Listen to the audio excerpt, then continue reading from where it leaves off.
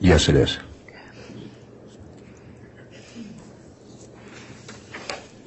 And then you indicated that you seized the items from the blue bag. Please tell us what's in State's Exhibit 234L.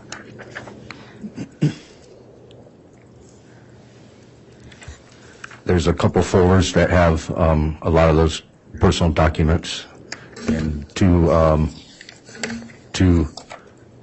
Apple laptops.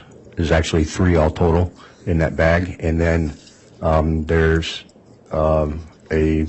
a book and a couple other folders. Okay.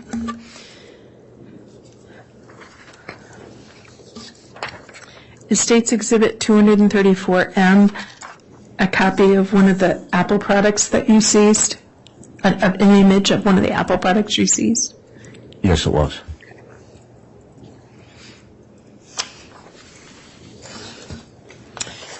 In State's Exhibit 234N, is this another one of the Apple products you seized? Yes, it is. And that were conveyed to Rexburg PD for analysis? Correct.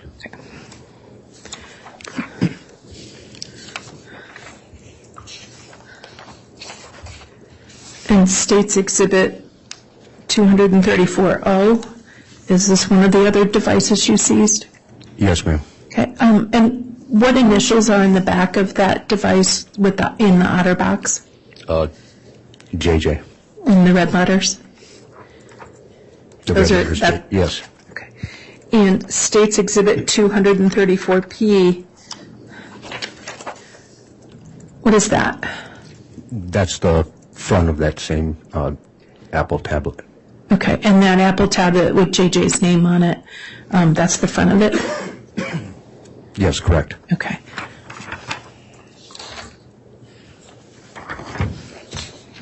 Now you mentioned some personal papers.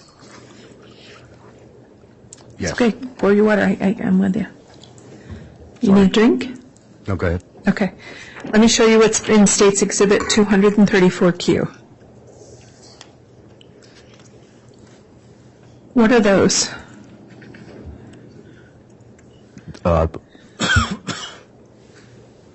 those some of the personal papers you seized? Yes, it is. Okay. Do you need me to zoom in to be able to see which ones? Yes, please. Okay.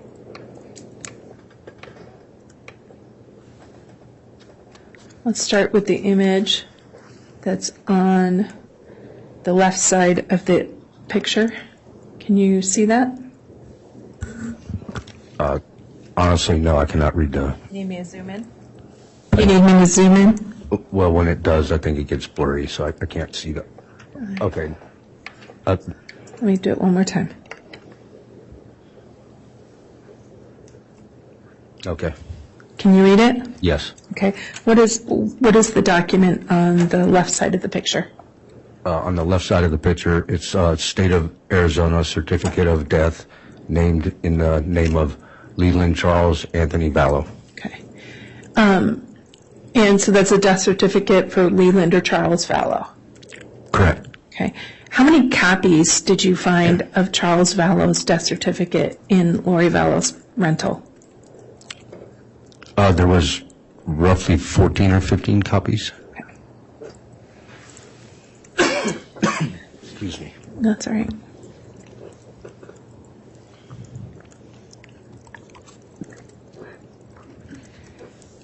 And what is the document on the right-hand side of the picture? That's a document of the condo complex that they were staying at. Okay.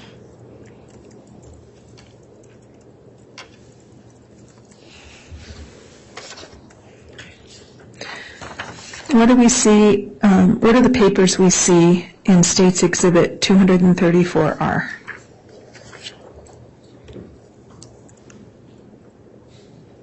And do you need me to zoom out?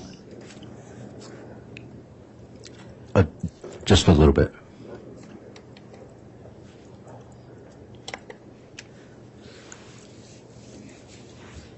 Can you push the one on the left down just a little bit so that the top is showing? There you go. So that's a State of Louisiana certification of birth in the name of Joshua Jackson Vallow. Okay.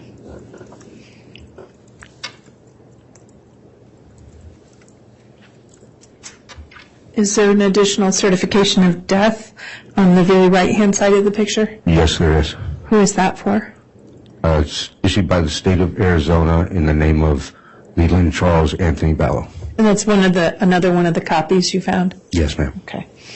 There appear to be some Social Security cards in the picture. Let me move it over. Can you read those? Yes, I can. Whose Social Security cards were in that car in Hawaii? Tylee Ryan and Joshua Vallow. Okay. And the investigation was into a disappearance into both Tylee and JJ, correct? Yes, that is correct. And the paperwork served on Lori a couple of days before this search was for her to produce both Tylee and JJ? That is correct. Okay.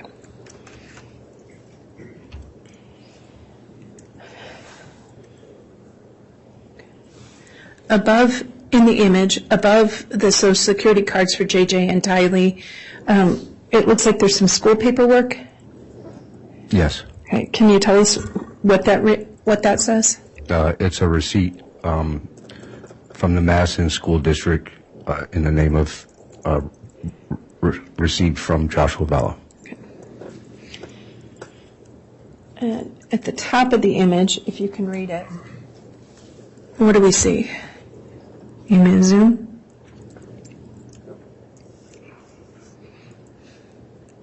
Yes, please.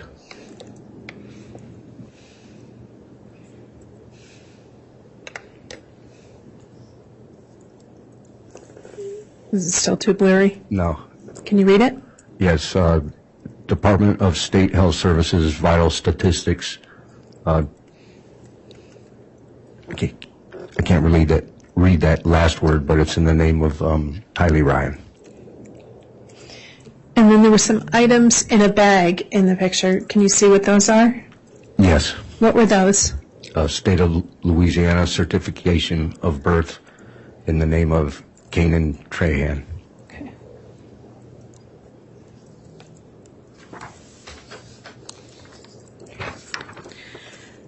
Which of the papers do we see depicted in State's Exhibit 234S? And I'll zoom out.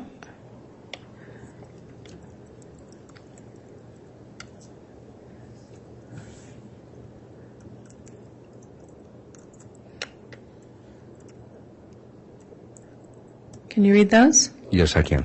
What are those? Certification of birth issued by the state of Louisiana in the name of Kanan Trahan. Do you remember how many copies of JJ's birth certificate under any name, Kanan Trahan or JJ Vallow, were in that bag? There were several. I don't know how many offhand. Okay.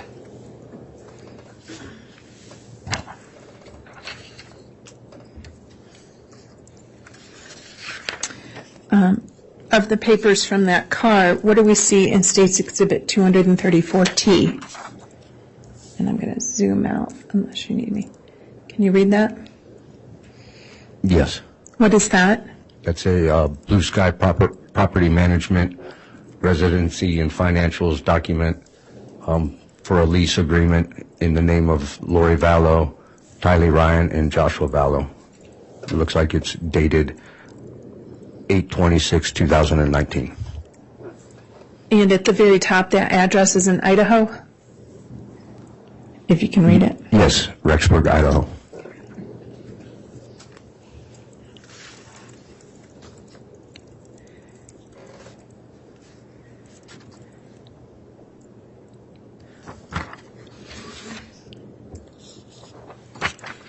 And in State's Exhibit 234U, let me zoom out a little bit.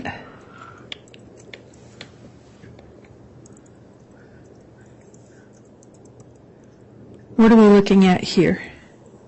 That was a patriarchal blessing from Chad Daybell to Alexander Cox, dated November 24th, 2019. And that's just a copy of the front page? Yes. Now, turning to that black JanSport bag, is this what we see in State's Exhibit 234V?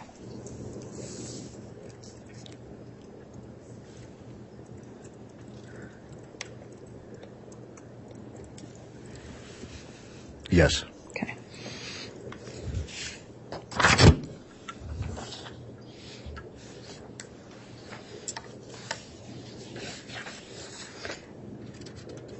In State's Exhibit 234W, there's an image there. What is that?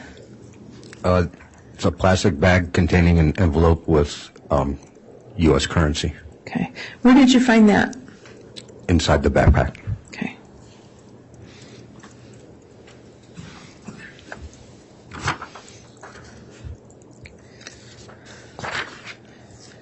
And in State's Exhibit 234X, what is this? That's a patient clinical summary with a bunch of sticky notes on it. Okay. And can you read the names at the top?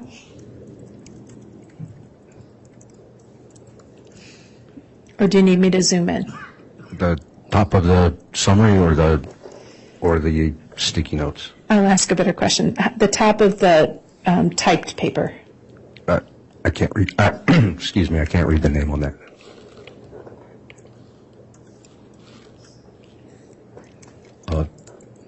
Lori Vallow. Okay. And then you indicated there's some stickies. It's the blue stickies we see in the picture? Yes. Okay. Did you see any of the information on this? I don't know what any of those mean. Okay. Are there various words? Yes. Okay. Starting at the bottom, do you see, what's the word at the words at the bottom?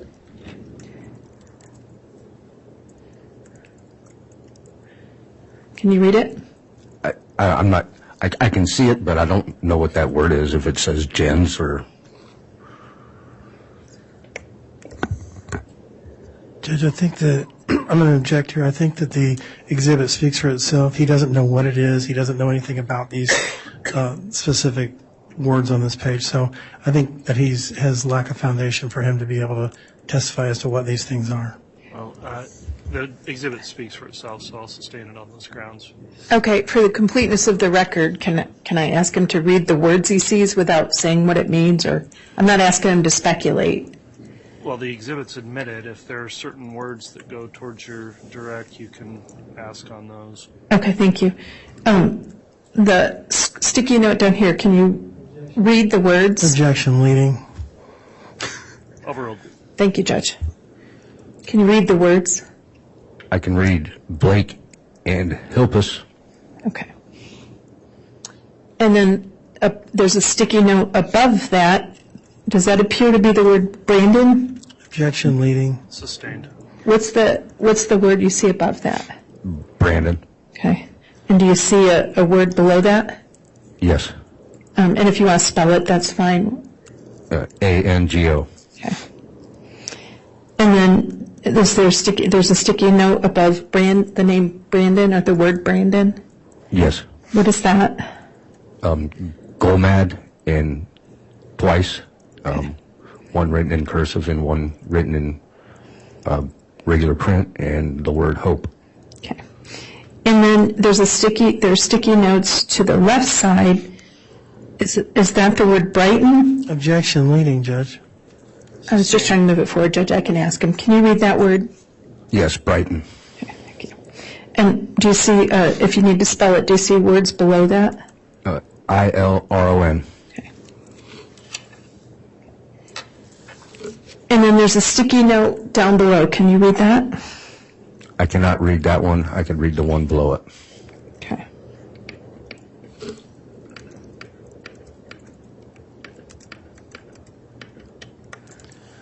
Judge, I think now we're getting into a point where she's blowing things up to a point where it's being prejudicial.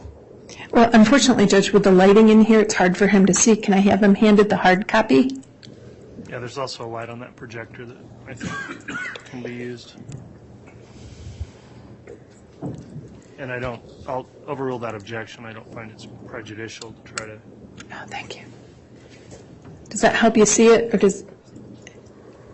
would seeing the original be better? Seeing the original would be better. I can't decipher that, and honestly, my eyes are pretty bad. Okay. May he be handed back States Exhibit 234X? Yes. Okay.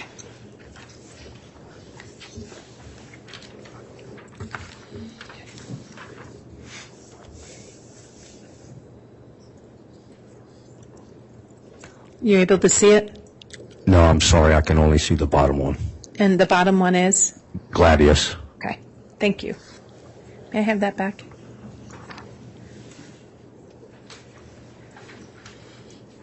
Thank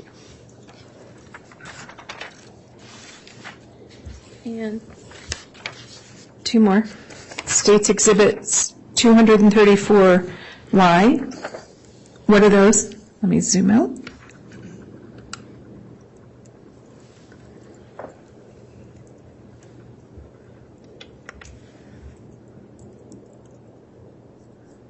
What are those? It's a Apple laptop, MacBook, and a HP laptop. Okay. And those are the laptops you said you seized from the black backpack? That is correct. And those were turned over to eventually to Rexford PD for analysis? Yes, they were. Okay.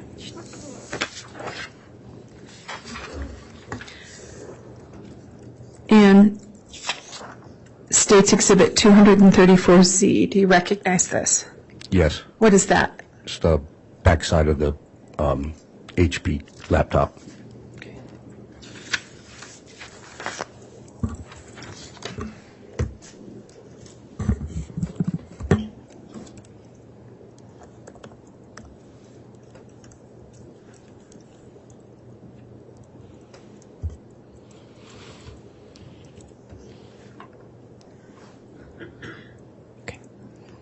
One moment, Your Honor. Let me check with co-counsel, but I think I'm done.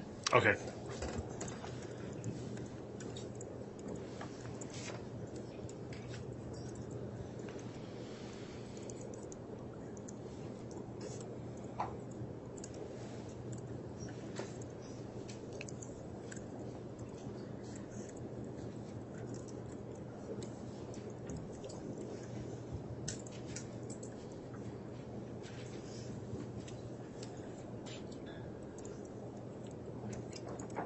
One last question. Did you also participate in the search of a condo where Lori Vallow and Chad Daybell were living? Yes, I did. And in that search, did you find anything of evidentiary value? Yes, I did. What'd you find? Two separate items that were, one was a Agnaro brand silicone-like rings, and then there was another bag, I think it was Thunderfit rings, silicone rings. Okay. Any evidence that there were children there? No. I have nothing further. All right. Thank you, Ms. Smith. All right. Given the time, then we will go ahead and take the lunch recess. We will plan on returning just right around 1 o'clock or maybe 5 to 1 o'clock. Thank you. Thank you.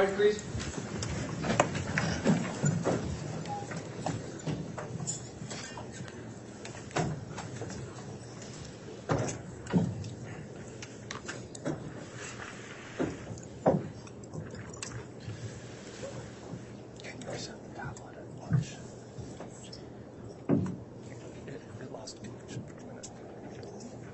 It lost the signal and it didn't try.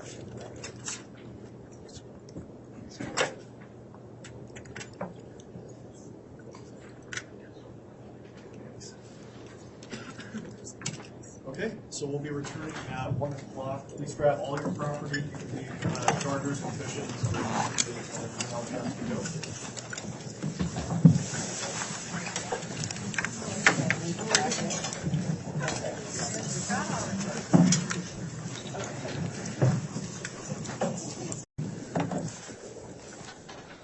Thank you. Let's have the jurors brought in, please.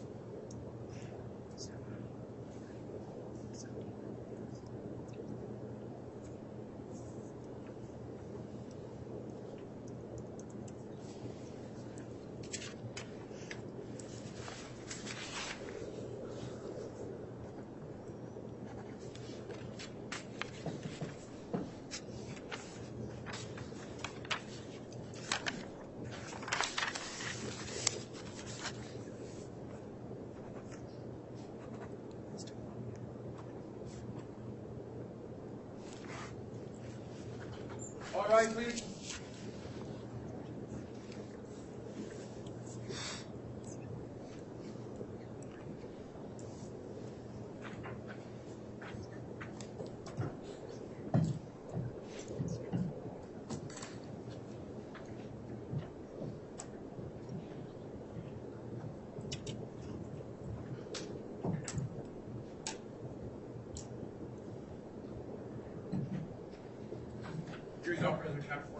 Thank you, Mr. Bailiff.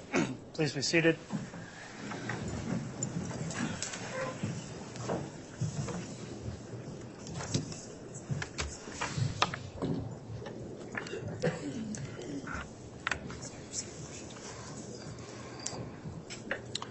Okay, we're back on the record on case CR 22-21-1624, State of Idaho versus Lori Vallow.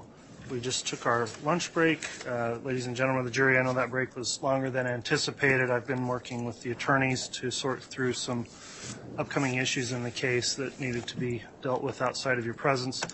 I'll also indicate that after discussion with counsel, the scheduling we've got here is going to be as follows. So we'll end up, we've got another witness this afternoon. Will likely be done before 3 o'clock today.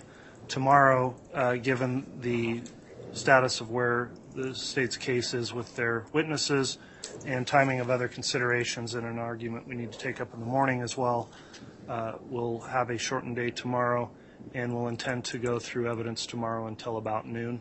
And then next week we'll be back on Monday for the regular typical trial schedule. So that's how we anticipate the week working out in terms of evidence being presented. So once you're excused for the afternoon today, the court will intend to hear argument on an additional motion that you don't need to be here for, so we'll let you go home for the day, and then in the morning we'll resume with half day tomorrow. So just from the state, is that the state's understanding of what we determined on an appropriate trial schedule? Yes, Your Honor. All right, does the defense agree? We do. Okay, thank you, counsel, for that. With that in mind, then, if we could have the witness return to the stand.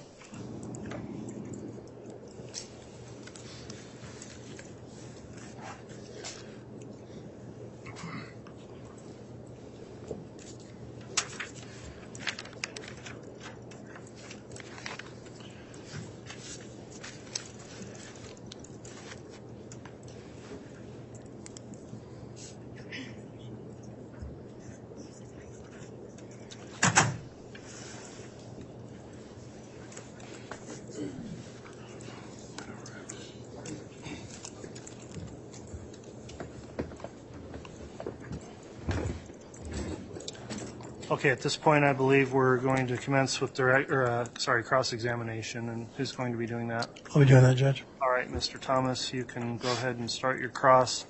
I will remind the witness, detective, you're still under oath for your testimony. Yes, sir. With that in mind, Mr. Thomas, when you're ready.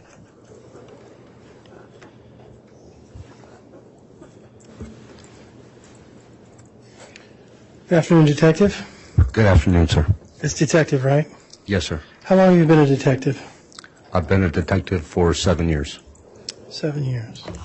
All with the same department? Yes, sir. Okay.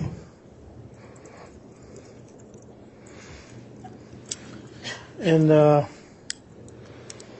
we went through a couple of things. There was a video of you walking into a pool area with somebody else. Who was the other person that was with you? Detective Chad Cataluna and my lieutenant, Christopher Collio. Okay, so the three of you? Yes, sir. All right. And the purpose of that was to serve an order on Ms. Daybell, is that right? That is correct. Okay. And she was to produce some children? Yes, sir. Okay. And then 2 days later, you indicated that there was a warrant to search her vehicle, is that right? That was be 3 days later, the 28th. 3 days later, sorry. And that was a warrant to search her vehicle? Yes, sir. And what was the purpose of that warrant?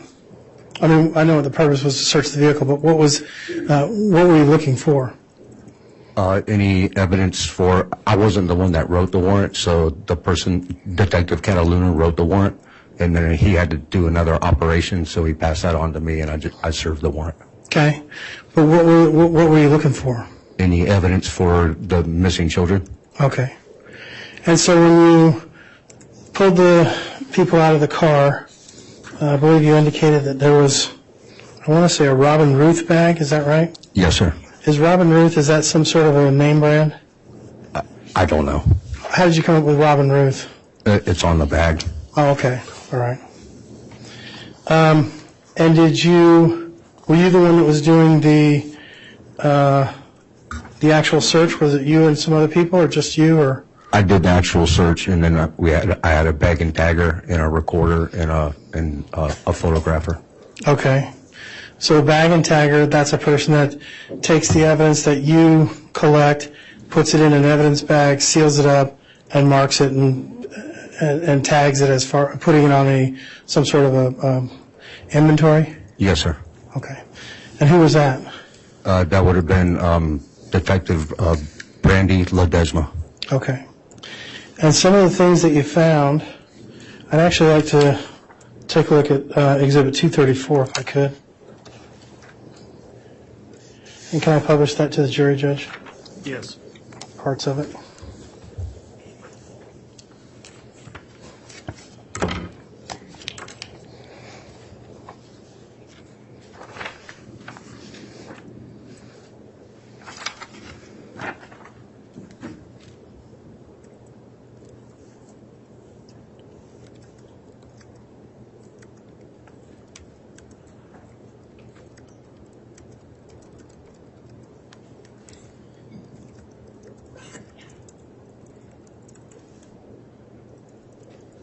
So tell me,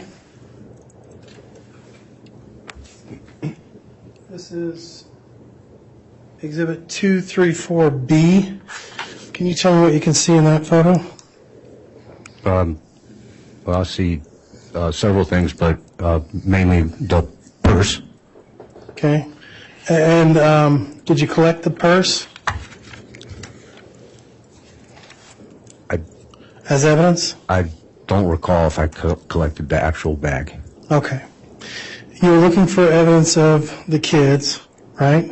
Yes, sir. Did you take any trace evidence in the car? No, sir. None. Okay.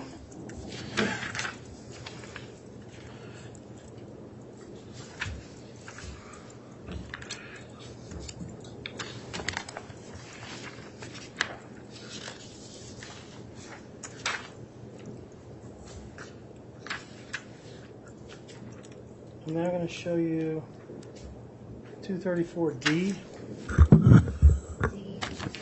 D is in dog, I believe. Let me check that. D. And what is this picture of? That's the picture of the credit card that I inadvertently knocked off the seat. Okay. And you had somebody take a photo of that? Yes. Will there be any trace evidence near or around that credit card? I don't know. Do you see anything in there that might be considered trace evidence? Yes, I see some hairs. Do you think maybe some of those hairs could have been Tylee's? Do you think that might have been something that you would maybe collect? That is a great possibility. If you were actually looking for a child, would that be something that you would try to collect? Yes. But you didn't do that? No, sir. Okay.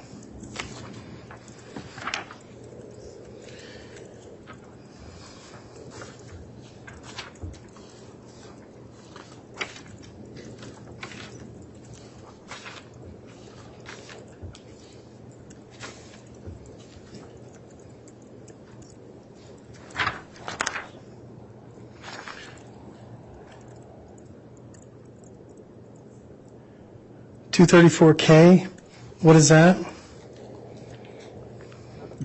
That's the Robin Ruth bag. All right. And this was, where did you say you found this, in the back seat? On the rear passenger side floorboard. All right. And this is where they kept most of or all of the important documents that you found? Yes, sir. Okay.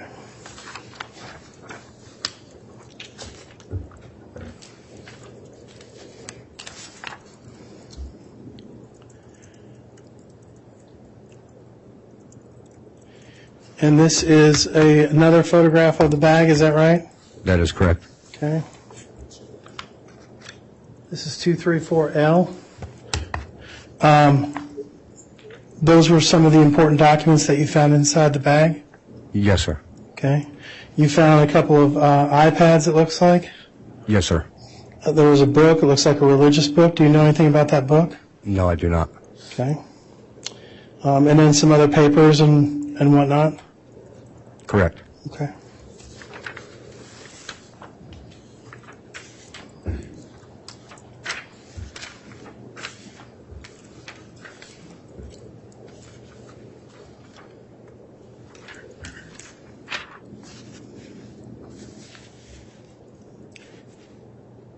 And these are some, but not all, of the important documents you found in that bag, right? Correct. Okay. There were other important documents that you just didn't photograph? Not that word. Everything that was taken as evidence was photographed. Okay. Was there, okay, so these were all the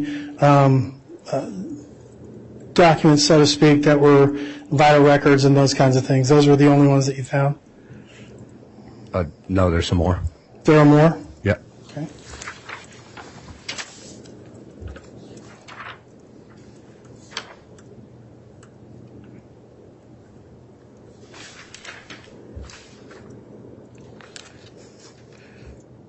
Are you talking about this one? That is one.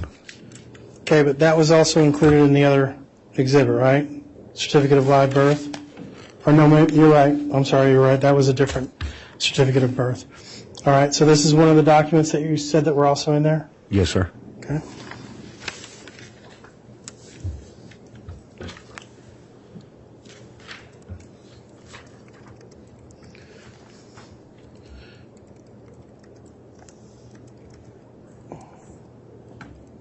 Was this document in there as well? Yes, sir. In the bag that had all the important documents in it? Yes. Okay. Was this the only page that was in there, or was it several pages? I do not recall that. You don't recall?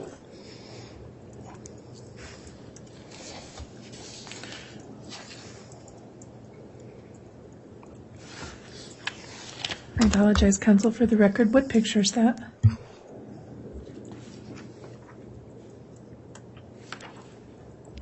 This is 234U.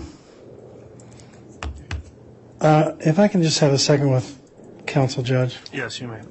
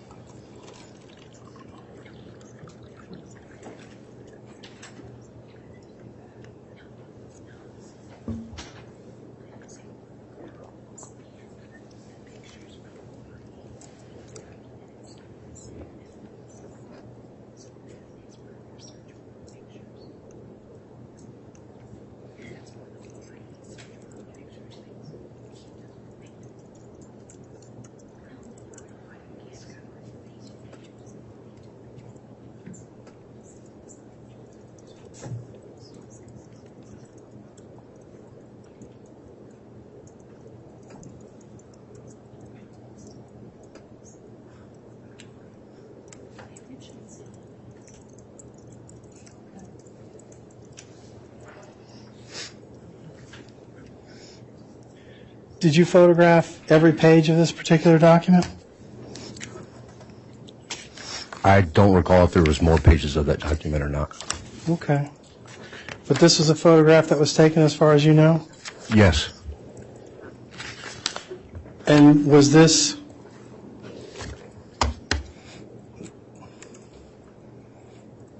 Okay. But you don't know if there were other pages, but you don't know if there were other pages to this document? I don't recall offhand right now, no. Okay.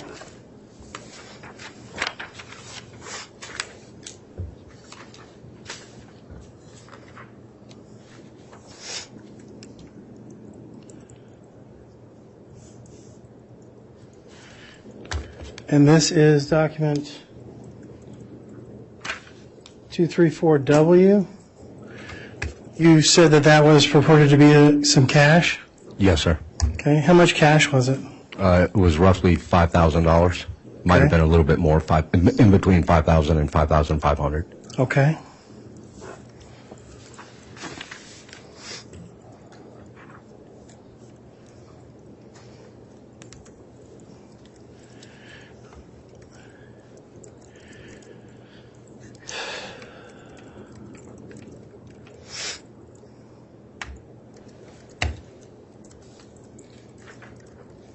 And the state had you review this document and you read these names off? Correct. Okay. You don't know what any of these names mean? Possibly Hope, But you don't know what any of these names mean? not the other names. They don't have any, in your investigation, the names haven't come up? You don't know if they're spiritual names or some sort of, anything like that? I don't know what they stand for. Okay.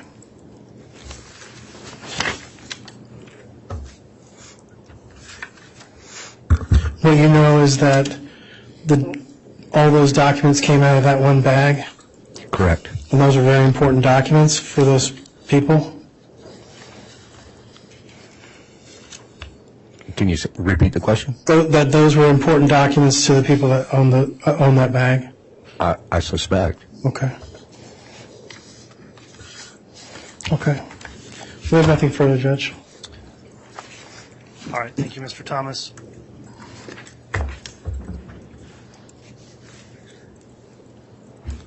Redirect.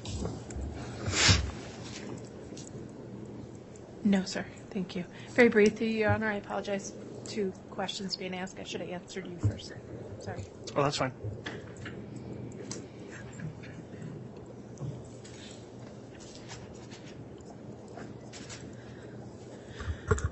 Good afternoon, Detective. Good afternoon. Couple just quick questions. When you searched, defense counsel asked about your search of the car and trace evidence. Do you remember those questions? Yes.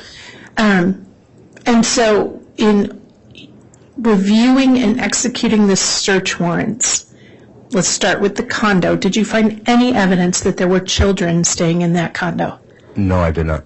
Okay. When you looked at the car, how many bikes were in that car? Would looking at the pictures be easier for you? Yes. Can I have State's Exhibit 234, please?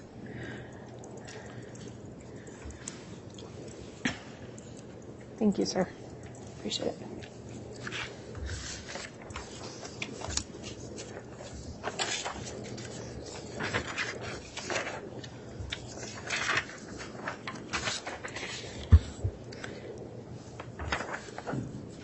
I'm putting State's 234J up there. How many bikes do you see in the back of that car? Do you need me to rotate it for you? No, that's fine. I see one. Okay.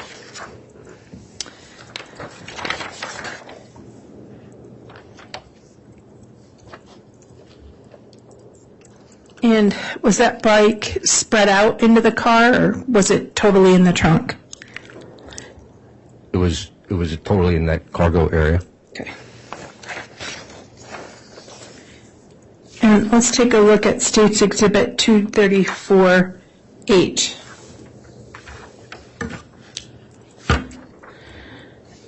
How many bike tires do you see in that car, in that picture? 2. Okay. And they were spread out across the back seat? Yes, ma'am. Okay. Any evidence that there were children in that car? No, ma'am. Okay. In fact, when the car was stopped, how many people were there? 2. Okay. And who was that second person? Chad Daybell. Okay. There were no children at that car stop? No, ma'am. Okay. And looking at the pictures, there's no place for a child to even sit, is there? No, there's not.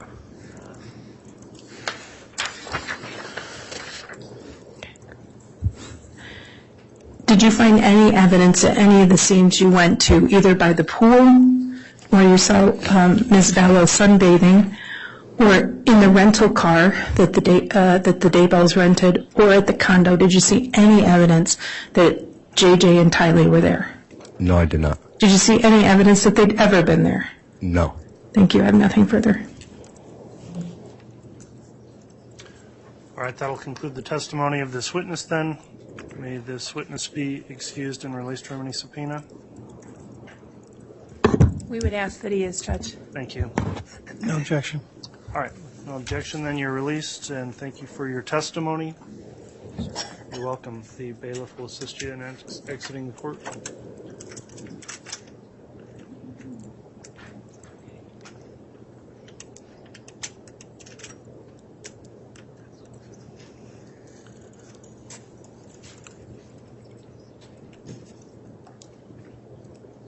All right, the state may call its next witness.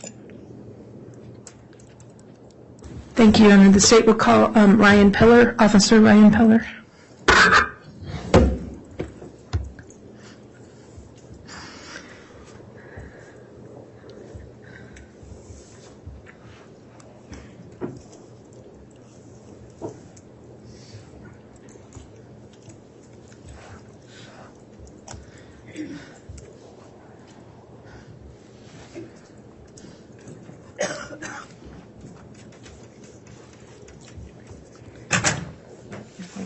Thank you.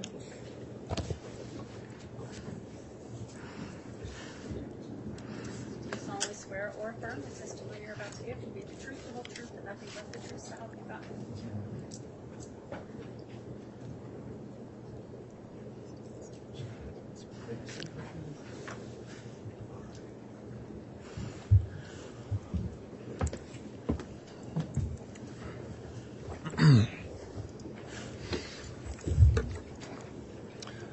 All right, before we commence with testimony then, I will inquire of the witness who's now under oath, Officer Pillard. Have you reviewed, read, or listened to any of the trial testimony at all that's taken place since this trial began?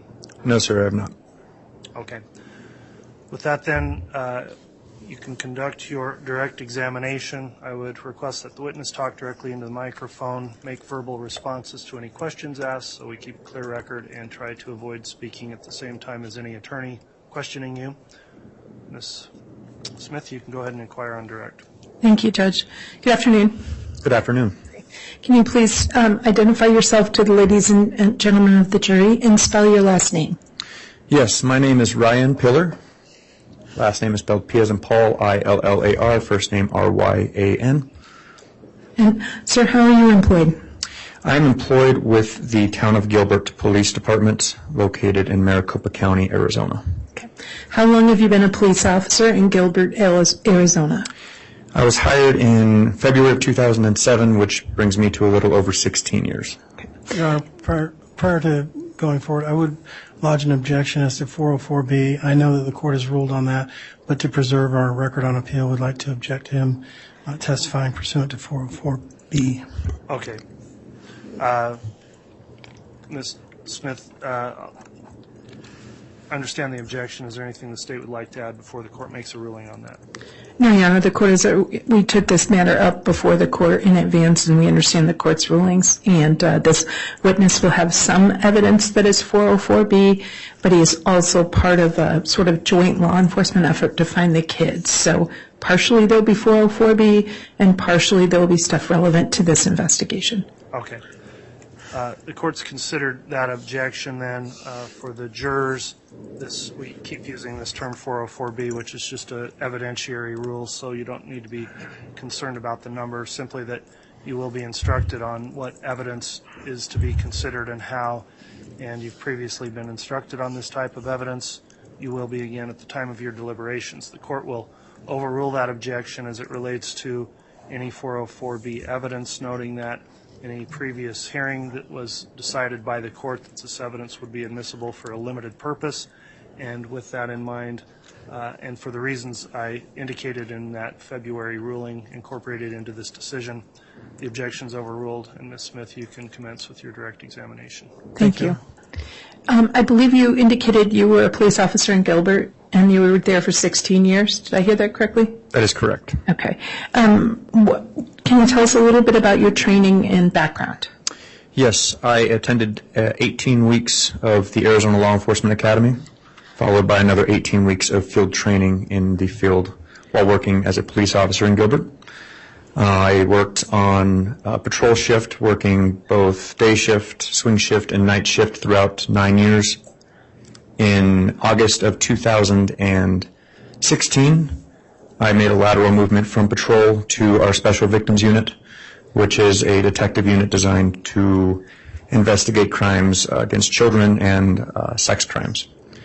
In August of 2019, I laterally moved from the Special Victims Unit to the Violent Crimes Unit, where I was responsible for investigating violent crimes to include but not limited to robberies and homicide.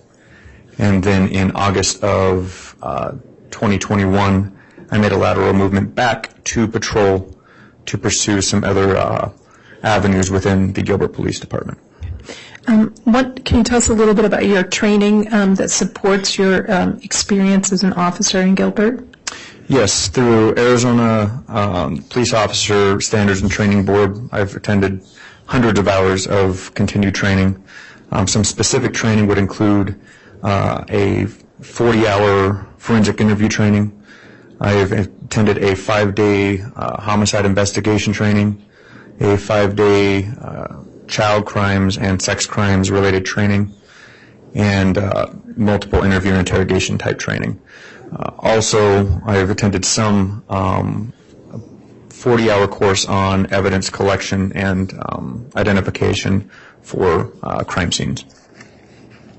Now, in your capacity in for the violent crimes investigation, did you become involved in an investigation into an attempted shooting at a gentleman by the name of Brandon Boudreaux? Yes. What was the date of that attempted shooting? October 2nd, 2019. Okay. How did you become involved in that situation?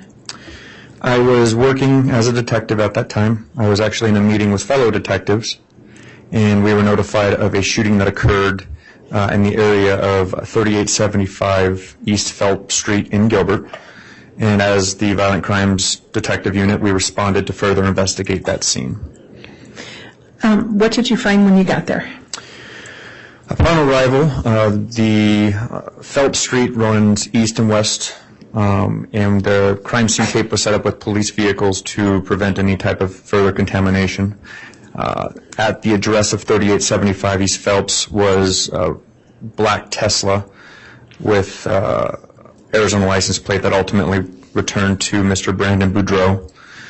Brandon Boudreaux is also present at the scene. He is the resident and the individual who was shot at and called 911.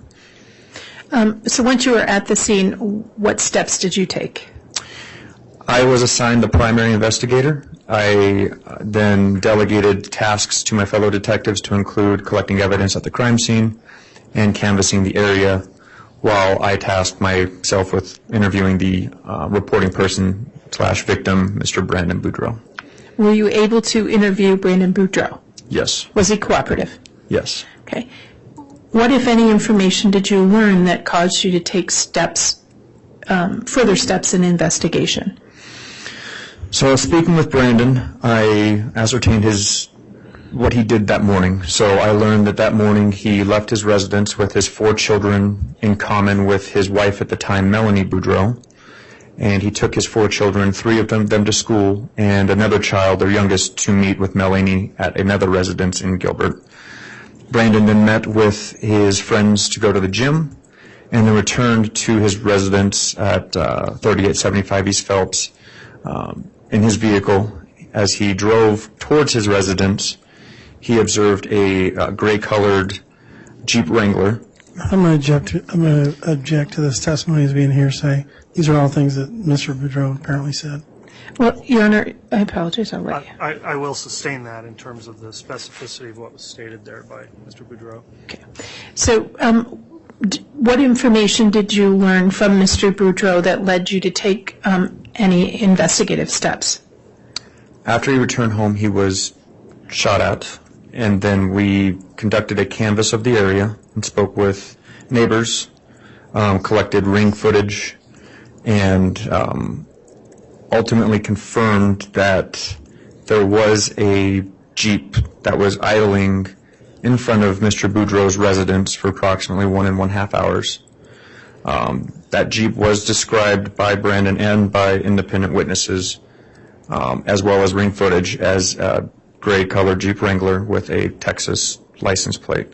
Additionally, that Jeep did not have a wheel affixed to the back of the Jeep Wrangler. Why was that significant? Jeep Wranglers, two-door Jeep Wranglers specifically, have wheels on the back that would prevent the back window from being able to be opened. In Mr. Bedreau's interview, he explained that when he approached his house, the back window of the Jeep opened No, up. again, I'm going to object to hearsay. It's He's to explain. indicating- I'm sorry. Counsel, go ahead. I He's cut you off. indicating what Brandon Boudreau told him. Your Honor, it's not for the truth of the matter asserted, it's to show why this officer made the observations he did and then what steps he took next based on what he received. Okay, I'll overrule the objection, but instruct the witness to try to avoid making direct quotes of what was told to you by someone else in the course of the investigation. Thank you, Your Honor. Yes, sir. So you were explaining the relevance of the Jeep So- window? Yes, I'm sorry, ma'am. So the Jeep window cannot open up if that wheel is affixed to the back of the Jeep Wrangler. If that wheel is not present, in this case, the window is able to be opened up. Again, with ring footage and independent witnesses that were talked to at the scene, a gunshot was heard from that area at about 09:14 hours, which is when Brandon Boudreau returned home. Again, confirmed with witnesses and digital evidence. So in addition to learning information about the presence of the Jeep, was there any other physical evidence that led to corroborate what you had learned from Mr. Boudreau and then led to you following up on that information? Yes, there was a bullet hole in the front A-pillar of the driver's side door of a Tesla. So there was actually a bullet hole. I guess I can just describe it A-pillar, kind of towards the top of the driver's side door. The projectile fragments were recovered, some of them. After the shooting happened, Brandon called 911 and drove away from the scene. So we canvassed the area to look for other fragments, but ultimately the ones that were recovered were from the bullet hole within the vehicle. The windshield was also shattered, where Brandon explained where he was shot at. There was Objection, Your Honor. It calls for hearsay. He's saying what Brandon told him. Will not sustain.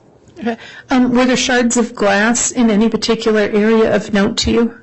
Yes, so additional to the bullet hole, there were shards of glass in the roadway where it was believed Brandon was shot at.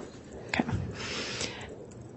And did you also, in addition to looking for physical evidence, did you learn any information that led you to investigate a possible motive for the shooting of Brandon Boudreau? Yes. What did you look at as a possible motive for shooting at Brandon Boudreau? Brandon denied having any enemies or anybody who I'm would going want to to object to hurt. hearsay, Judge. Sustain. Okay. Without telling us what somebody said, if you could just give us what information you had that led you to lead somewhere else. Did you have any evidence to suggest at the time that Brandon Boudreau had enemies? No.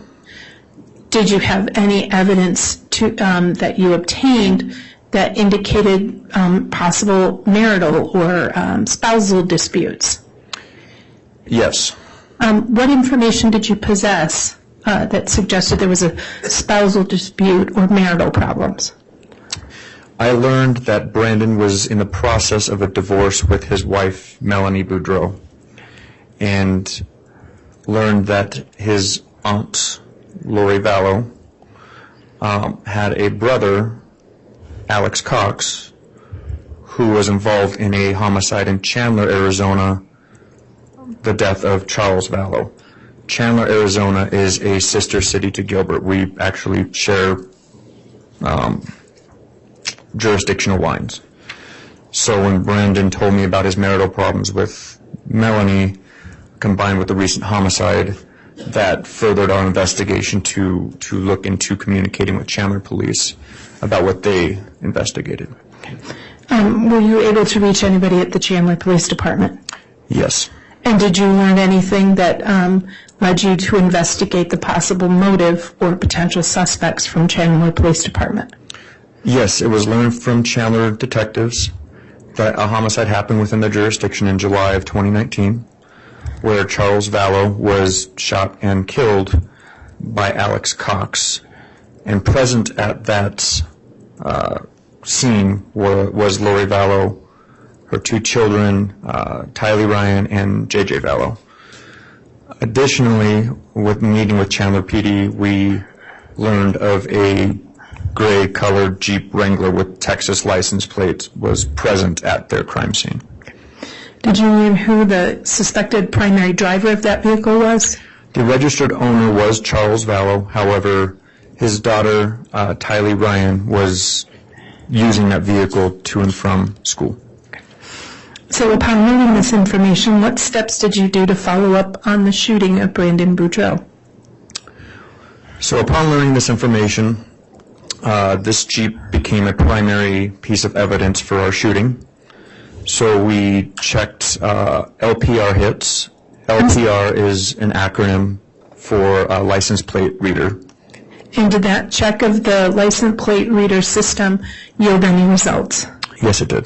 What results were developed on the license plate for that Jeep? Again, the license plate readers revealed that the Jeep Wrangler with the Texas license plate, and I can't recall the license plate right now, I have it in my notes, but the license plate was captured traveling southbound from the area of Idaho Falls on 9/30 of 2019, continued southbound in the area of Holbrook, Arizona, which is northern Arizona, on October 1st, 2019, and then that Jeep returned to the area of Idaho Falls on October 3rd, 2019. Brandon's shooting occurred on October 2nd, 2019. And each of those places where it was located was based on description and actual license plate reading? Yes, so a license plate reader runs specifically off of the plate itself. Of note, one of those cameras was a DEA camera, a Drug Enforcement Agency camera. They are along different highways. And it captured an image of the Jeep driving southbound towards the area of Phoenix metro area. The Jeep did not have a wheel affixed to the back of the Jeep. There was no wheel on it. Upon receiving this information, upon receiving this information about the license plate reader, did you take any steps to reach out to any other law enforcement agencies, specifically in Idaho? Yes. What agency did you reach out to? Initially, Fremont County Sheriff's Office was contacted. This was in conjunction with another death that was learned. So based on a death that was learned of Tammy Daybell, that combined with the Jeep being up in the Idaho jurisdiction, we contacted Fremont County Sheriff's Office and then communicated with Rexburg because we gained information that a address was being utilized off of Pioneer Street in Rexburg, Idaho. And we began to suspect our Jeep was somewhere within Fremont County or Madison County. So when you say another homicide, did you learn information that Tammy Daybell had passed away? Yes. Again, I had regular communication with Mr. Boudreaux. He reached out and notified me of a death of Tammy Daybell. Why was that relevant to you in your investigation? Because according to him, Tammy Objection, Daybell... Judge, this is calling for hearsay testimony. Agreed, that would be hearsay. Did you have a reason to believe that any of the people of interest in your investigation in the shooting into Brandon Boudreaux had also had a spouse who passed away within proximity to the time when Brandon passed away? Yes, there was information that Lori Vallow and Chad Daybell had a relationship in Idaho, and Chad Daybell's wife, Tammy Daybell, died near the time of Brandon's shooting, shortly thereafter. So I contacted Fremont County Sheriff's Office, where Tammy's death occurred, I spoke with a coroner up there to discuss how the process works for death investigation in that county. And also we inquired about the Jeep we suspected to be in the area. Were you able to contact any other law enforcement specifically to help you locate that Jeep?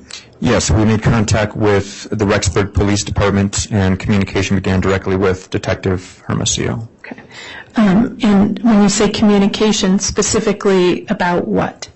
About our Jeep, and we were looking for our suspect, Alex Cox, and we believed he was up in that jurisdiction. Okay. So when you say your suspect, Alex Cox, at this point, why was Alex Cox a suspect in the shooting of Brandon Boudreaux? We completed search warrants for cellular tower data and cell phone data, and it revealed that Alex, one of the phones he was using, was traveling within the area of Brandon's residence and actually was parked in front or near Brandon's residence during the time of Brandon's shooting, and then left the area shortly thereafter and back towards Idaho. And so understanding that you had a person in interest or a suspect, were there other individuals you were interested in as well? Yes, his wife, she was still his wife at the time, Melanie Boudreaux, and then, of course, wanting to talk with Lori Vallow and check welfare of the children that were involved, which is Tylee Ryan and J.J. Vallow. When you say you wanted to check the welfare, what caused the department in Gilbert to want to check the welfare of, or the departments in Arizona, correction, to want to check the welfare of either J.J. Vallow or Tylee Ryan? So once communication was had with Chandler PD about their homicide and our attempted homicide, we communicated with the FBI to get some assistance with the cellular data analysis, because it's quite complicated, in my opinion. I'm not a cell phone guru, so. Once communicating with them during that meeting, a big question arose of when was the last time either Tylee Ryan or J.J. Vallow were seen, their welfare. So despite our desire to locate Alex and interview him and process the Jeep, of course, locate and process the Jeep, another focus became, let's check the welfare of these two minor children while conducting our further investigations. Had either department in Arizona received information from any of their relatives looking for those children? Yes, Kay Woodcock spoke directly. Objection, hearsay. Sustained. What information, without telling us who said what information did you have that caused people to ask law enforcement to locate J.J. and Tylee? Again, I'm going to object as the only way that he can answer this is through hearsay testimony. That'll overrule. I think Thank the officer's allowed to indicate what he did in the course of his investigation based on generalized information received. So within this law enforcement meeting we were having, it was brought up that family members were concerned because they had not been able to see or communicate with either Tylee or JJ at all, via electronic means or otherwise. And so with that information or conversation, was the request made back to Idaho to locate either of those children? Yes. Prior to that request, the Jeep Wrangler involved in the Gilbert investigation was located at this Pioneer address, which Rexburg police were able to impound for future processing. Rexburg also assisted by then going to the Pioneer address where it was confirmed that Alex, Lori, and Melanie Boudreaux were living, and they attempted contact with those members and attempted to locate and check the welfare of Tylee and JJ. And were they successful? They were successful in contacting Alex, Chad, and Lori, but were unsuccessful in locating the children. And so with Gilbert learning that they were unsuccessful in locating Tylee and JJ, what efforts or position did the Gilbert PD take in continuing their investigation? We knew we had our Jeep for our shooting, but with the contact that Rexburg police had on October 26, 2019, with Alex Cox, Chad Daybell, and Lori Vallow.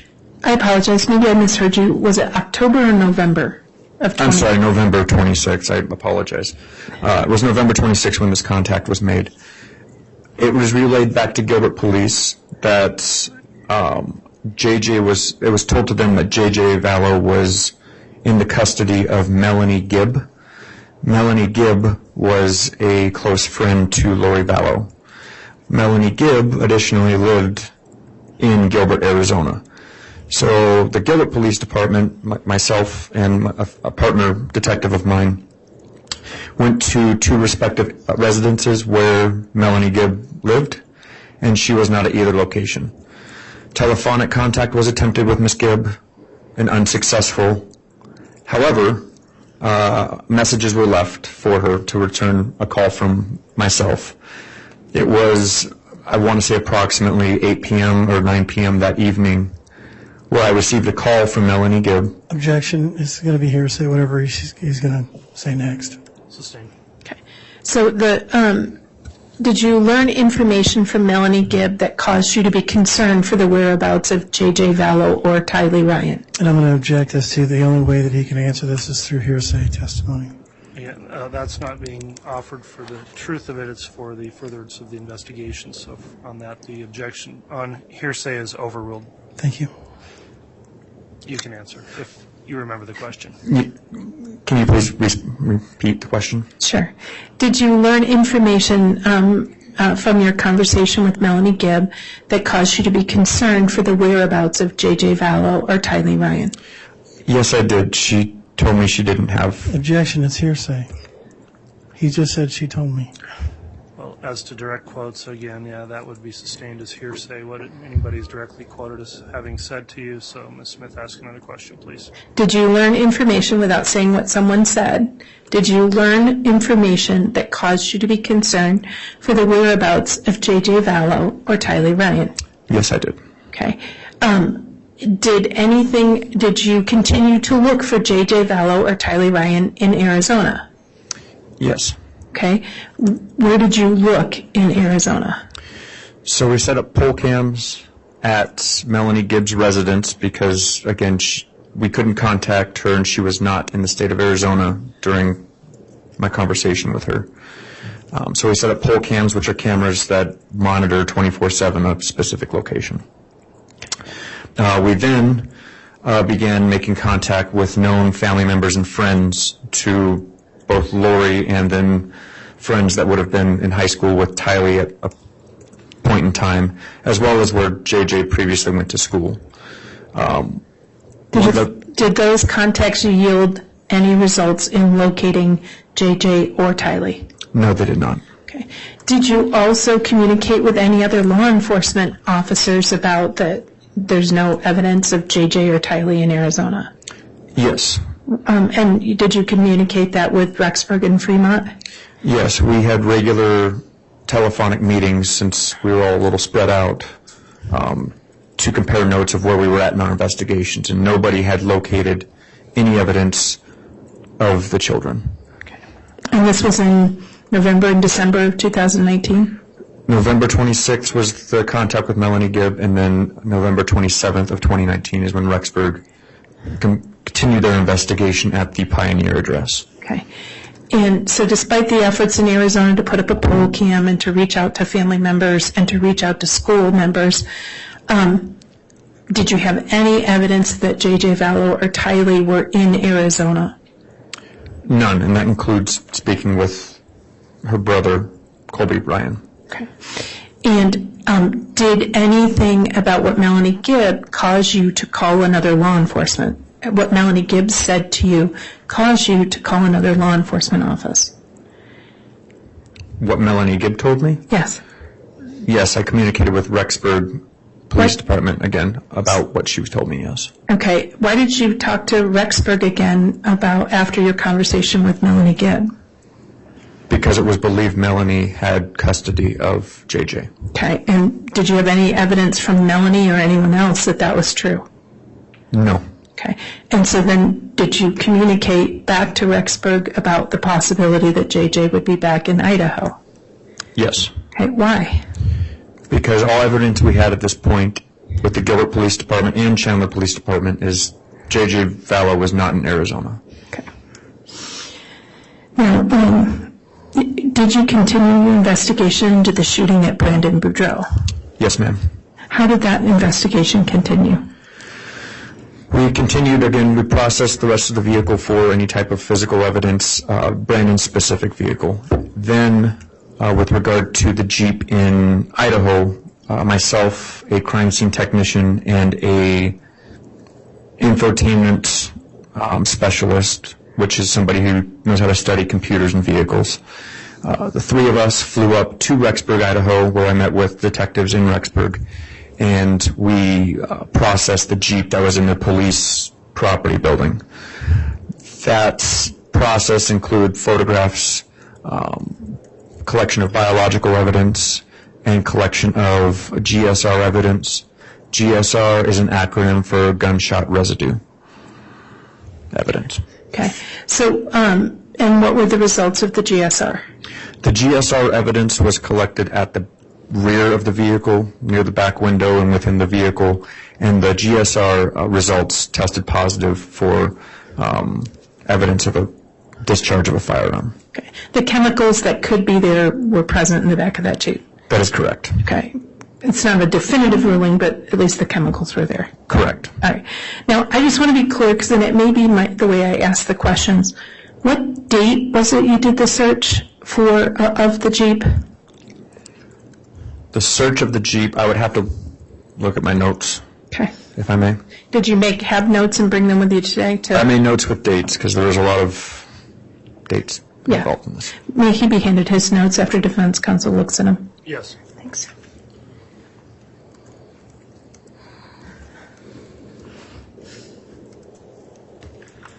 Am I using the mic okay?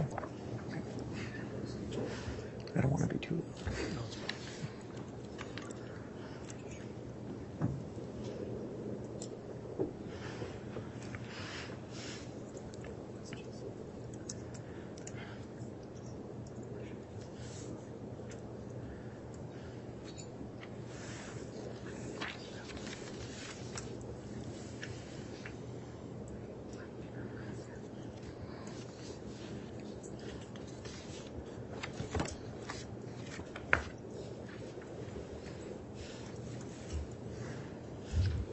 Thank you, sir.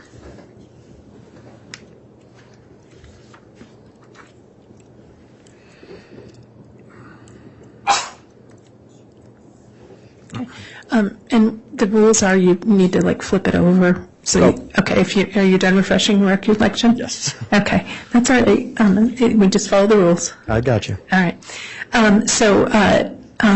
What date did you go to search the Jeep in Rexburg, Idaho? The Jeep was searched on November 18th, 2019. Okay. And so when you and teams went up to Rexburg to search that Jeep on November 18th, at that time, what was law enforcement's interest in Tylee Ryan? Tylee Ryan was, again, known to be using the Jeep, believed to be using the Jeep, so we were checking to see if she used it, also if Alex used it. But again, we hadn't seen or located her as of that date. Okay. And in fact, did you ever see and locate her? No. Okay. And then after that, I believe you said November 26th was the date law enforcement reached out to Lori Vallow about JJ? It was November 26th that the welfare check for the children by Rexburg Police Department was made. And then the call I received that night from Melanie relaying information that said otherwise. And then November 27th, which was Thanksgiving, Rexburg then completed a more intensive search of those properties where Alex, Lori, and Melanie Boudreaux were living. Okay. And so after that, What sort of steps did you and the Rexburg Police Department take in this investigation? Again, primary focus on locating the kids now. I was tasked with writing search warrants for cellular data and location data for the involved parties. Okay. When you say the involved parties, who are we talking about at this point? At this point, I'm talking about Alex Cox, Lori Vallow, Tylee Ryan, and Melanie Boudreau. Talking about Tylee Ryan, did you receive information about any cell phone data related to Tylee Ryan? Yes. What was that data? The data showed her device was utilized both in Arizona and in areas of Idaho, and at the point of our investigation, it was now showing in the area of the Hawaiian Islands, Kauai. Okay. And this was in December? Yes, ma'am. Okay. Did it ever show up anywhere else? I believe it was in Missouri for a brief time. Okay. And that was the cell phone of Tylee Ryan, correct? That was the cellular device that was associated with her cell phone number and provider, yes.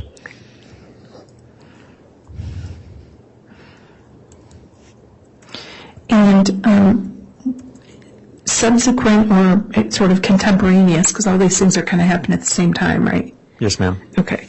Did you have information as to the relationship between Brandon Boudreau and Melanie Boudreau in terms of divorce or together? They were legally married still, but they were nearing the end of their divorce at the time of Brandon's shooting. Had there been any discussion of life insurance?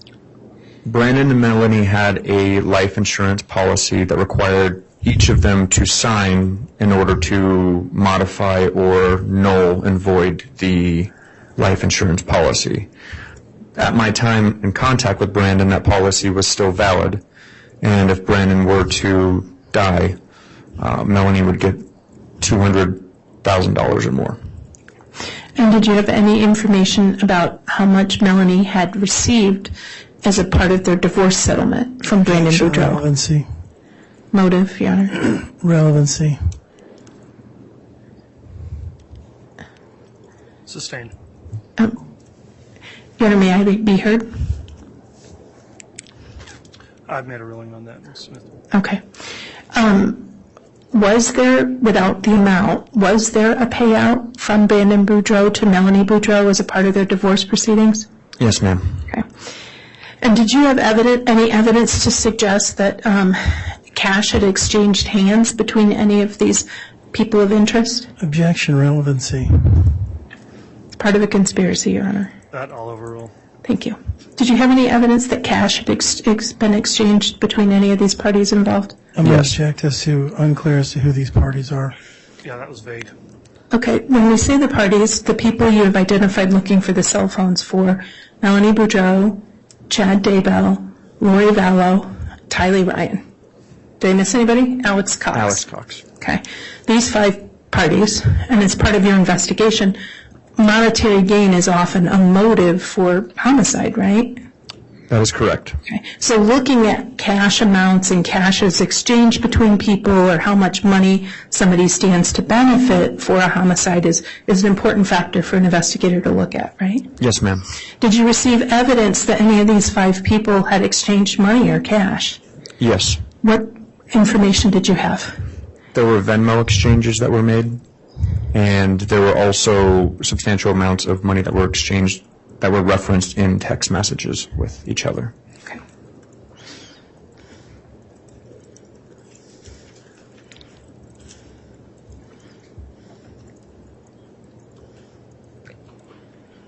And while you were looking for Tylee Ryan, did you find any evidence that she'd ever enrolled in college? No. Did you find any evidence that Tylee Ryan ever drove that Jeep personally after September of 2019? No. One moment, please, Your Honor. Yes.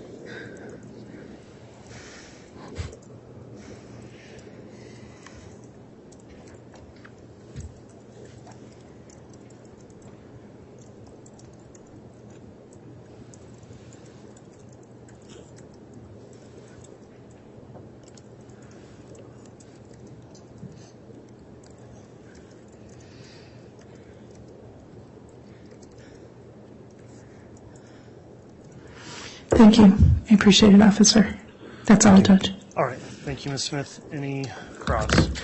Your Honor, we know that the court has a prior ruling in February regarding the 404B evidence. We believe that all of the information garnered today in testimony was either 404B or so intertwined with 404B that we could not be able to effectively cross-examine him without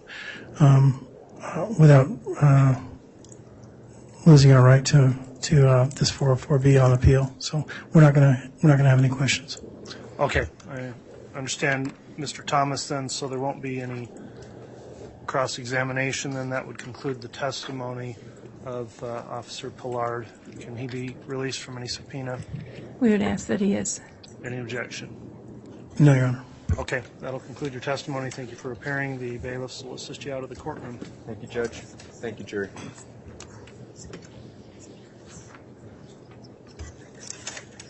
We would ask that you strike the last statement where he indicates thanking the jury. I think that's inappropriate. All right, let the witness be excused. I'll address that here in a moment.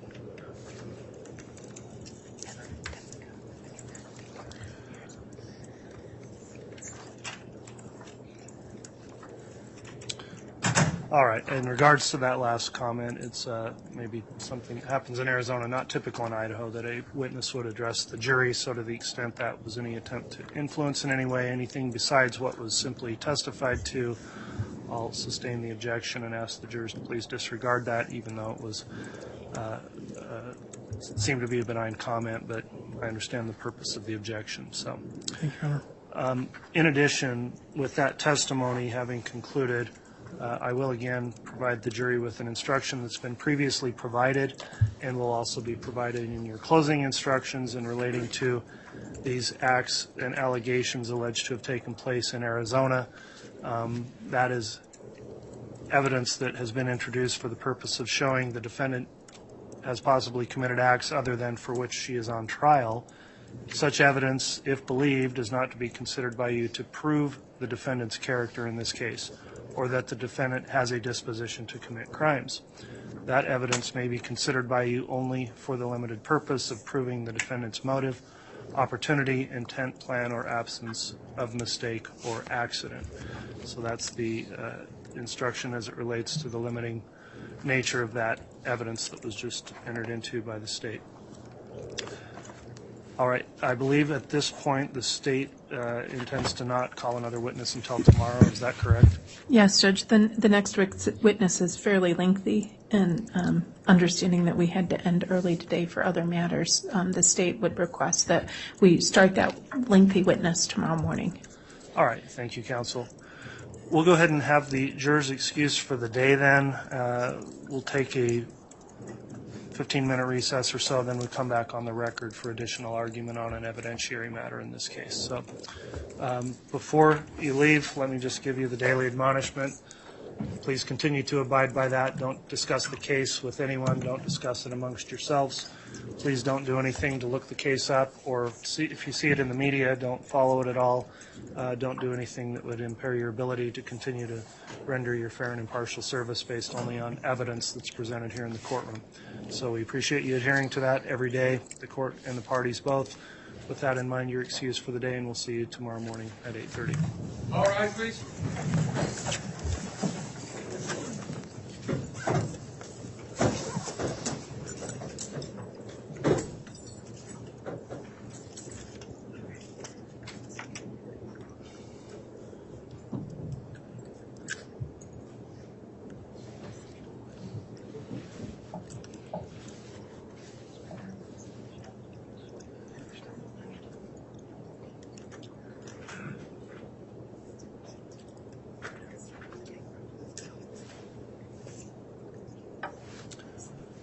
All right, let me just briefly inquire, counsel, on the argument you want to make. Is that enough time to be prepared for that, 15 or 20 minutes before we take up argument?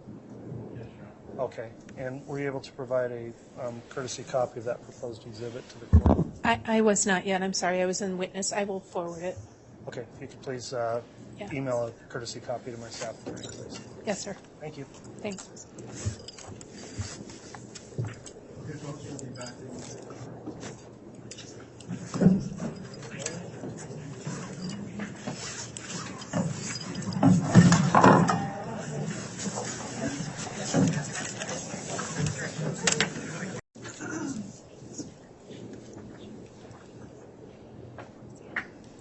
Thank you. Please be seated.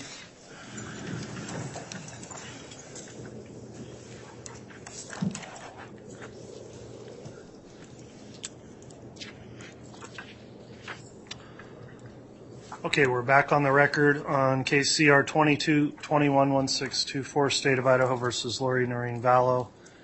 We've excused the jurors for the day. The court received a proposed exhibit, which would be a demonstrative or summary exhibit being proposed by the state in conjunction with the testimony of an upcoming witness in order to determine the objection outside the presence of the jurors and without using their time to do this. We scheduled it for this afternoon, and so the court will hear argument on the exhibit today. I've made a quick review of it.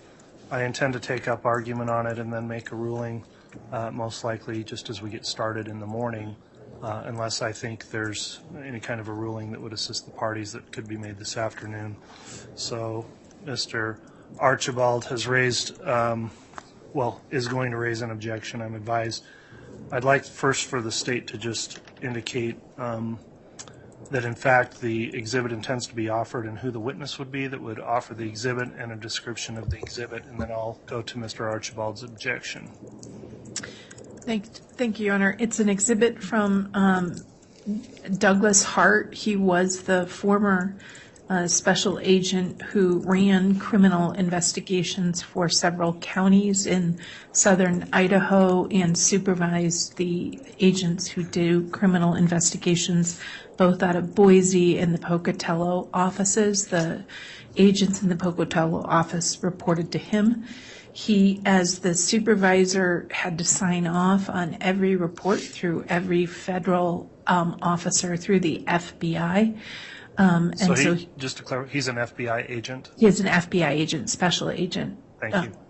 And he retired in 2022 and is now the chief deputy for Canyon County. But he would be testifying as to his role, which has been ongoing in this investigation. And so to be clear, he, every FBI agent, every part of the FBI that had contact with this case reported to him. In addition, and so as a part of that supervisory role, every report, every analysis, every assignment was authorized by him or signed off on by him. And so he has reviewed literally and or signed off on every report done by any member of the FBI in this investigation. But more importantly, but in conjunction with that, he was also an active investigator on this case. Given the resources in the two offices for the FBI and given the resources for the departments, this what the court has heard numerous times, this was a joint investigation because you want me to keep going, Judge? You may. Okay. No one officer or department had the resources to track this over the 5 or 6 states by themselves. And so this partnership, he was an integral part of the partnership of these equal agencies. But his role was unique given his experience, his background, and his in-depth research into multiple things. But the state asked him to testify as to the findings he did. It's specifically documented in this exhibit as a summary. It is about the iCloud accounts of Lori Vallow. Those accounts have already been admitted, I think without opposition from the defense. Those records in their business record certification has been referred to by numerous people in terms of specific isolated items. But he will testify as to a summary of those accounts. Mr. Wood, in anticipation of this argument, did a search, just trying to put it together in a PDF. And I think at last count, there were in one of the accounts alone, 23,000 pages of documents that is reflected in the iCloud in one of the accounts that go and are attributable to Lori Vallow. They were handled and returned jointly. There's at over 100,000 points of data or text or records in this. And so the state is certainly not proposing to print them all off and hand them to the jury. And so in anticipation of testimony and in trying to find the cleanest way to present very substantial and important information, former Agent Hart, Chief Deputy Hart, put together a summary, and that summary is based on the original copies which have been available to the defense since 2021 and to her previous counsel before that. He is also included in the summary that he has the line and or area that they could immediately go to locate to determine accuracy. He cut and paste from the original documents into the summary so that there's no conversation about attribution. He also has in order to take a summary and not just regurgitate 100,000 sets of data, I don't think any of us want to spend the year here, he found common topics, common themes that helped him present his findings, that makes it easier to present the information contained in these documents in summary. His background in an investigation, in supervision, in behavioral analysis is outstanding. He has the qualifications to make such a summary. He has the qualifications to take such summary and put it in context of the overall investigation, both from his personal experience and from his training, vacuum, and position at the time. And so the state's exhibit really is a way to move as quickly through important evidence as we can without losing context. It is a fairly lengthy exhibit. However, much of it is because the font is large, and part of that turns to so that it's easier for people to read. So it's easier for jurors to read, the court to read. And so the length shouldn't be determinative, but it's really a summary of voluminous documents in the most cohesive, chronological way the state can, done by the person who did the work. All right, thank you for the proffer and description of the exhibit and argument as well, Ms. Smith. Mr. Archibald or Mr. Thomas, I believe it's Mr. Archibald that'll argue. Yes. Mr. Archibald, what's the contention of the defense in terms of the proposed exhibit? First of all, you've had a chance to review it, correct? Yes. All right, and if you'll present any argument in opposition, I'll hear that. Yes, I'm making a motion, Your Honor, to exclude not only the report, but also the witness, Special Agent Doug Hart. This report was emailed to us May 2nd at 5:49, so 10 minutes before 6 o'clock on Tuesday. And so this is a common practice of the state of Idaho, in this case, from the FBI, to get us all their reports and then hand us a summary the day before the testimony. And so these summaries, again, have been proffered as demonstrative summary of their testimony. So the issue I have with Agent Doug Hart is twofold. One, he has met with many of the witnesses in this case. He has prepped them. He has met with the prosecutor in preparing these witnesses for their testimony. I first heard about Doug Hart's extensive involvement in this case when a witness of the state called our defense team sometime this spring and was concerned that the FBI wanted to talk to this witness again. So I contacted the prosecutor. What are you guys doing? We're not doing anything. The FBI is setting up another witness prep meeting, as it was called. So these witness prep meetings were set up by this agent, Doug Hart, to go over this witness testimony. A dozen or so witnesses, all who have testified here during the last 5 weeks. And so Doug Hart is extensively involved in this case, as the state has just informed the court. So when we found out he was interviewing all of the witnesses, we asked for a recording. So the cops are interviewing all the witnesses. We want the recording. Oh, the FBI doesn't record it, is what we were told. Well, how about a recording from the prosecutors? Nope, we didn't record it. How about a recording from the local cops? Nope, we didn't record it either. So we were, as a defense, in the dark about why they were contacting witnesses again, why they were prepping witnesses again, and not provided with any recording so that we could review them.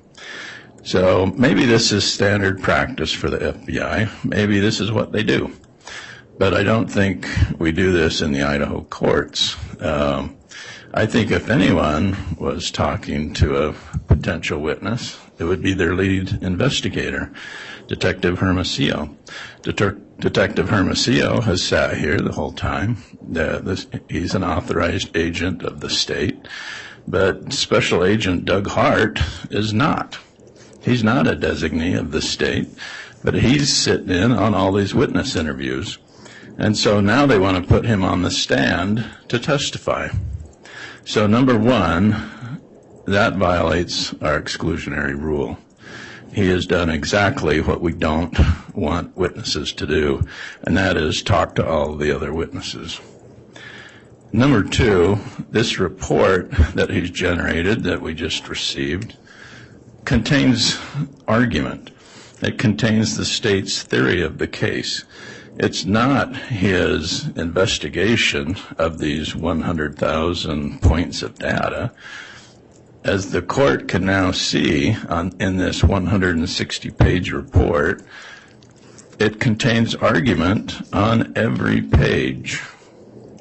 Page 3, these are dates and times told to him. Page 4, common themes. Now, common themes, that's an argument. That's not a summary. Lori and Chad's doctrine on page 6. That's an argument. That's not a summary. Page 7 through 10. Doctrine. That's an argument. That's not a summary. Pages 10 through 18. Obstacles to remove. That's an argument. That's not a summary. Justification for their conduct. Pages 18 through 57. That is an argument. That is not a summary. Manipulate. Pages 57 through 79.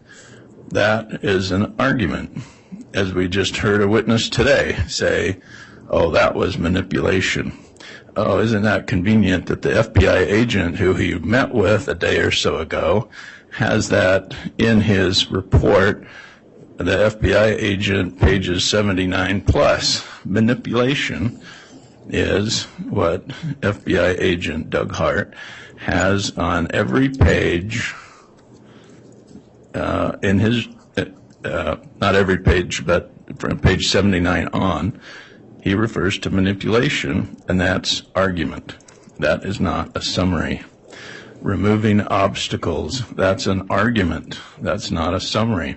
So what we have here essentially is the FBI saying, from all of our investigation, here, state of Idaho prosecutors, here is your closing argument. Here is how you sell this to the jury. Here is our evidence. Here is our argument. And we're going to disguise this as a summary so that the jury can read it. And it's not appropriate. The FBI is not in charge of this case. The federal prosecutors are not in charge of this case. This is a state case run by the state of Idaho prosecutors. And so this is the FBI's way of telling the locals that this is how you do a case. So this 160-page summary, so-called, it's just cherry picking. All of this data has not been admitted. There's not 100,000 pages that's been admitted. If it has been admitted, Your Honor, then they don't need to be summarized. So if this evidence has already been admitted, we don't need a summary. We don't need this witness. So I'm very concerned about this witness testifying, again, because he's talked to, I don't know how many, because I haven't been told that information, so I can only guess. But the lay witnesses he's talked to, all the FBI agents, the state of Idaho has just now said Doug Hart was in charge, so all the FBI agents who have testified have reported to Doug Hart. So he's now summarizing the case, and that's just inappropriate. So we'd ask that he be excluded, and then if the court's not willing to exclude him entirely, exclude his summary. Thank you. All right. Any rebuttal argument, Ms. Smith? Yes, especially since some additional issues were raised, Your Honor. Yes. To start with, Would you address first the timing of the defense receipt of the 160-page PowerPoint? I think a lot of that had to do with Can you confirm? Are you confirming it was received 2 days ago? the exhibit was sent on May 2nd. And part of it was that's when we got it for him. He has another job. It's an exhibit to ease and create his testimony. It has been on the exhibit list for a substantial period of time. It's one thing to put it on a list, but nobody's been able to see it until 2 days ago, correct? Understood. Okay. And understood. But no, that the timing on that is correct. I think there's another piece of it is when he submitted it to us, there were some things on there that we weren't sure had come in. I didn't want anything in there about Joe Ryan. And so part of that was if we're going to use an exhibit that is summary, we also have to make sure when we proffer it to the court or to opposing counsel, there isn't something that the court's previously excluded. Sure. And so there's a degree to which with summary exhibits to be offered to a jury, we have to walk a very fine line that we don't violate any of the court's previous rulings. And that's part of the reason he's towards the end of the case, because you certainly wouldn't offer a summary exhibit that has things in it you either A, can't get in, B, don't get in, or later are told don't go there. But absolutely, that's what it was. The second piece is, I do find it interesting, had the state done preparation of its witnesses with just a prosecutor present, I guarantee you, and the court's already heard it, defense counsel would be in here saying disqualify those prosecutors because they talk to people alone. So at this point, the defense can't have their cake and eat it too. They got to pick. Discovery is ongoing. We had the officer or the agent who was involved in the interviews sit in on our conversations with our witnesses to make sure if the witness said something new, if they gave something different, that the person who had talked to them or worked with them could report that, turn it over to defense as quickly as it could, even if the discovery deadline had passed, because we recognized that deadline was for admissibility, did not mitigate our responsibility to disclosure. And so to say the person with the deepest knowledge should not be in the room to make sure that Brady or exculpatory information is a stretch. Prosecutors absolutely would commit malpractice if they put their witnesses on the stand without talking to them, preparing them, and making sure they followed the court's rules. We did that in this case. We're not going to put somebody up there we don't know what they have to say. And we made sure we had a witness present to ensure the commitment we made to you, which was discovery was ongoing, was committed. So it is a bit rich for the defense to say, hey, You've given us too much discovery, and the person who gives us the discovery we want to exclude now because they did their job. So on the discovery issue, that is our obligation. He did what he was told. If the court wants, they can certainly question him about a cross-examination. The other piece is no one has discussed testimony with him that occurred in this courtroom, and he will tell you that. And so what he did in anticipation of testimony is different than what came out in, if it is different than what came into the courtroom, he can't speak to that. He is not going to comment on what somebody else said or did unless we have to lay a foundation for prior inconsistent statement or it's otherwise admissible. What his testimony will be about in this case is about the work he did on the iClouds and how it fits into the overall investigation. That was his job. He did this work. The other piece is these items were admitted under State's Exhibit, and forgive me, it just went out of my head. It's the iCloud summary. I want to say it's 104, but let me pull it up.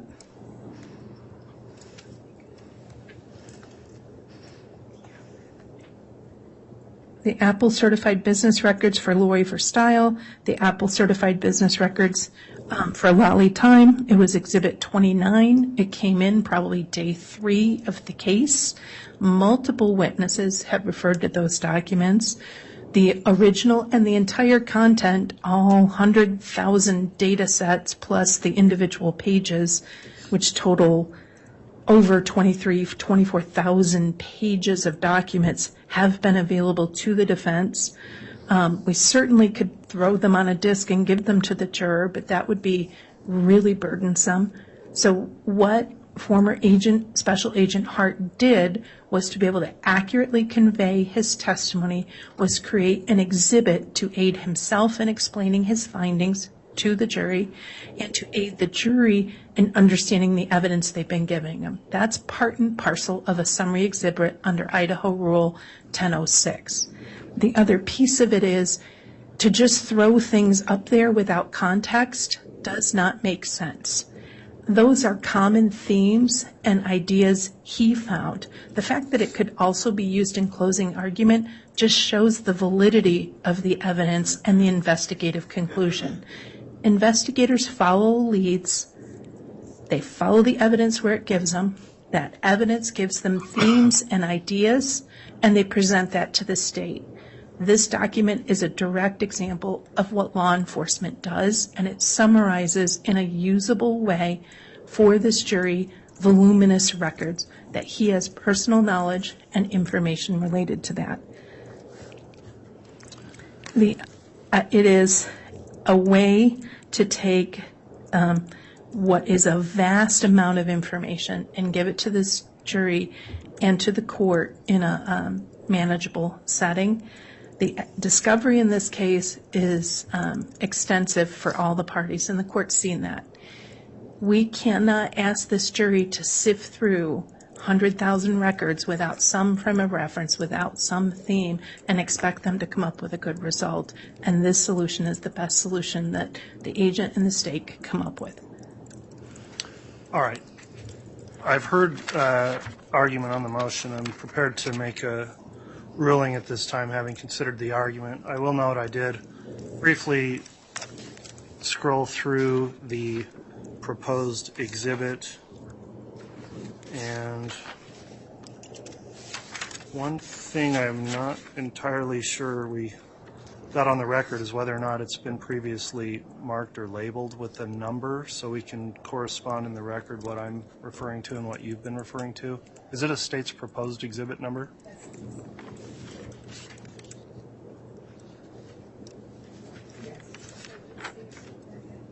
I apologize. It should be States 183. It's on the physical copies. I apologize. It's probably not put on there electronically. I simply forwarded it to counsel in the court without an exhibit sticker just to try to get it to people. Okay. All right. So the proposed exhibit 183, I'll start off first with the defense contention that Agent Hart should be excluded for violation of the court's exclusionary order. That order is narrow in scope to what the rule prohibits, which is a witness listening to trial testimony. And while the agent may have interacted with other witnesses, I don't see any indication that the conduct would go directly to the court's exclusionary order unless he states on the stand that he's been talking to witnesses about their testimony or reviewing their testimony before he has testified in the case since trial started. Because he's not the state's designated agent that gets to sit through testimony. So I'm not, at this point, don't see any violation of the court's exclusionary order. That's something that the witness can address on the stand once he's placed under oath, and potentially in cross-examination if the defense believes he may have violated the order. So at this point, the record doesn't make clear that there has been any violation if he were discussing the case with witnesses before they testified. So the witness is not excluded. The next question then becomes, if Agent Hart testifies, does he get to use what's been proposed as Exhibit 183? That's a summary, or it's labeled or been argued to be a summary under Idaho Rule of Evidence 1006. That rule does allow a proponent to use a summary chart or calculation to prove the content of voluminous writings, recordings, or photographs that cannot be conveniently examined in court. The second part is the person offering it needs to make it available for examination before of the underlying information that goes into making the summary. I think the state's established that this information, while very voluminous, has previously been provided in discovery. I think there's been enough of a foundation laid that part 2 of the rule would be complied with where it was prior disclosed in discovery, and potentially the excerpts that are included in this proposed exhibit have been available to the defense. I am going to exclude that exhibit, though, for the following reasons. Number one, the size of it, the contents, the volume of the exhibit itself is concerning to me that it was provided to the defense late in the trial 2 days ago. It's a 160-page exhibit. Not fair to have the defense need to be able to go back through what everybody concedes is a huge amount of information and determine whether or not the 160-page exhibit comports with the underlying information that was used to make the PowerPoint. The bigger issue I see also is I do agree with the defense that it's not just a summary of content. It's not here's an email, here's a text message, here's what it says. That's all allowable under Rule 1006. What the exhibit does is, when I look at it, it does. It looks like a closing argument PowerPoint we're going to have at the end of a trial where someone's tying all the evidence together, they're editorializing on the evidence and what it means, they're interpreting the evidence, they're pulling it together in such a way with some of those terms that Mr. Archibald indicated and that I saw in there as well, talking about what are the common themes. It refers many times to what it calls the affair that was taking place. I think it goes right into the provenance of the jurors to interpret the evidence and for them to make determinations about what the evidence means. The amount of what I think is argumentative type of language that is used to tie it all together, to me it does strike me as like a opening first closing argument that would be played for the jurors before the prosecutor then makes a closing argument. So if it were an exhibit of admissible evidence that was being proposed in a closing, I wouldn't take any issue with it, but the way it's been prepared and presented, I think, goes outside of the scope of what the rule intends. The rule simply allows for summaries of the information, but not comment on the information, not interpretation of the information, not statements of argument that claim to tie the information to the theories of the state in the case. So it's an improper use of Rule 1006.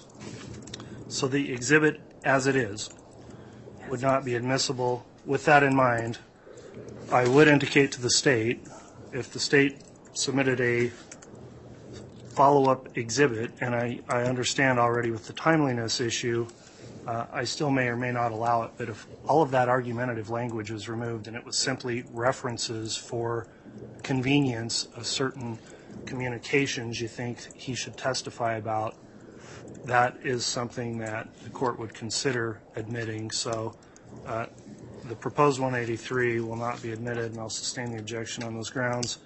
If the state wants to have the witness create something else, and I feel like there's adequate time for the defense to be able to review it, assuming it wouldn't come in at 160 pages again and is something they could meaningfully prepare for, knowing the information contained in there has already been disclosed since May 2nd, I may consider allowing a different exhibit that assists the witness, but this one will not be allowed.